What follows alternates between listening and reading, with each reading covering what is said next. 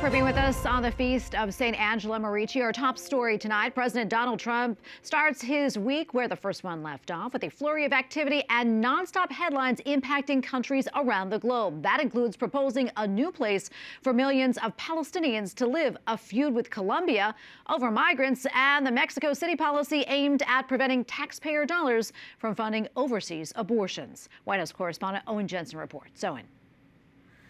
Tracy, good evening to you. You're right, a lot going on, and we'll begin with the Middle East. Tonight, the Trump administration says the U.S., with its great partner Israel, will do everything it can to free more hostages and bring peace to the region. Hundreds of thousands of Palestinians stream into Gaza's most heavily destroyed area after Israel opened the north for the first time since the war with Hamas began. Over the weekend, President Donald Trump addressed reporters aboard Air Force One, pushing to have Egypt and Jordan take in large numbers of Palestinian refugees.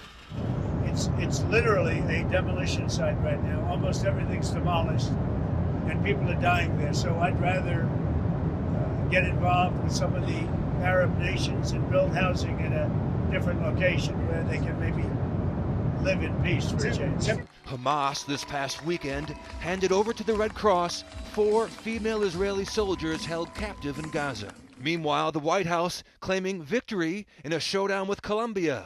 Trump threatened steep tariffs on imports when Colombia's president refused to allow 2 U.S. Air Force planes carrying Colombian deportees to land in the country. Press Secretary Caroline Leavitt saying in a statement that the government of Colombia has agreed to all of President Trump's terms, including the unrestricted acceptance of all illegal aliens from Colombia returned from the United States, including on U.S. military aircraft, without limitation or delay. And the pro-life Mexico City policy, booted by the Biden administration, now reinstated by the Trump administration. It requires foreign non-governmental agencies to certify they don't provide or promote abortion if they receive U.S. dollars for family planning assistance.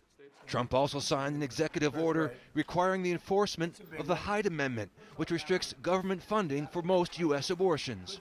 A pro-life speaker at this past weekend's Walk for Life West Coast praised President Trump's pro-life push. He makes it clear that life begins in the womb.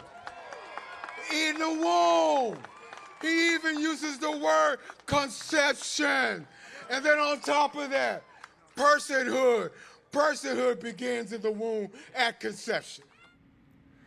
Also tonight, Alliance Defending Freedom says ensuring that taxpayer dollars don't pay for abortions has saved lives. Meanwhile, President Trump, after meeting with the House Republican Conference down in Florida near Miami, returns to Washington tonight. At the White House, Owen Jensen, EWTN News Nightly.